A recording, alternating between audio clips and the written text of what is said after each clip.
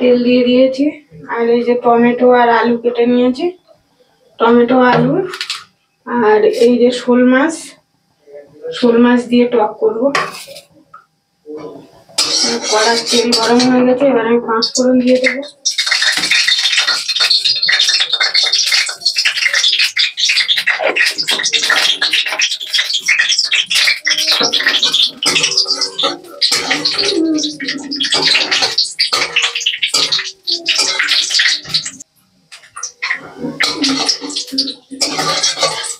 পাঁচফোড়নটাই ভালো করে ভেজে নিয়েছি, নিয়ে এবার আলুগুলো দেবো।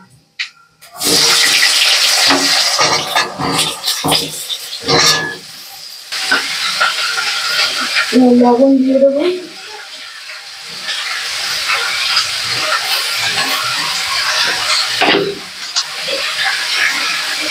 হলুদ দেবো,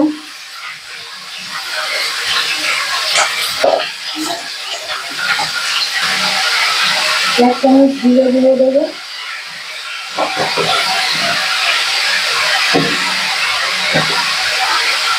এক চামচ দিয়ে দেবো,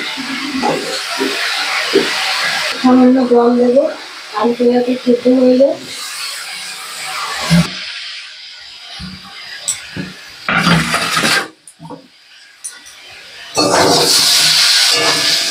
আলু ভালোভাবে ভাজা হয়ে গেছে, সেদ্ধ হয়ে গেছে।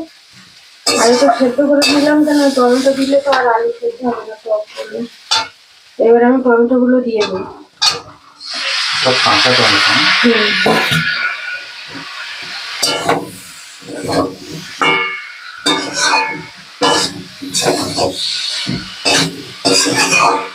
এবারে সামান্য একটু ঢেকে টমেটোটা একটু সেদ্ধ হোক।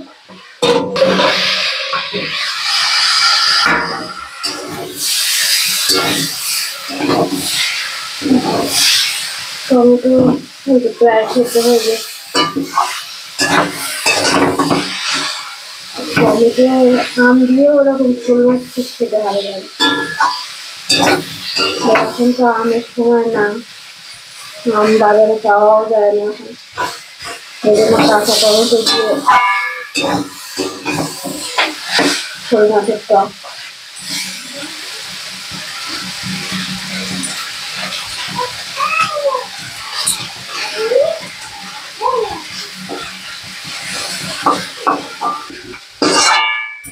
টমেটো আলু ভালোভাবে কষা হয়ে গেছে, এবারে জল দিয়ে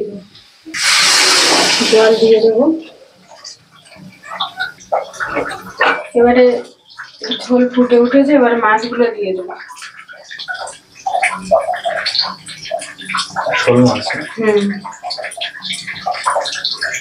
মাঝামাঝি সাইজের টুকরো টুকরো করে কাটা।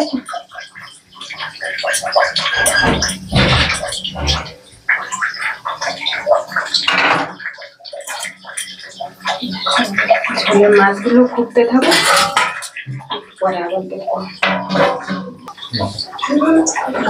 এবারে তরকারি প্রায় হয়ে গেছে, এবারে আমি 1 চামচ ওই সর্ষে আর জিরে বেটে রেখেছিলাম, এটা দিয়ে দেবো।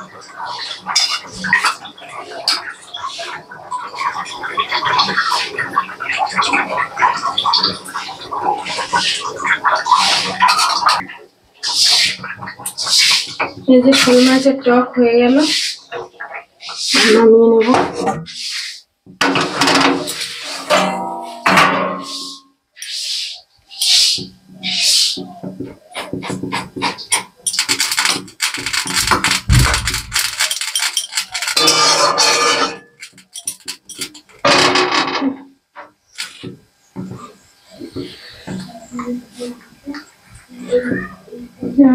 এই যে শোল মাছ টমেটো আলু দিয়ে টক। আজকে রান্না এই পর্যন্তই।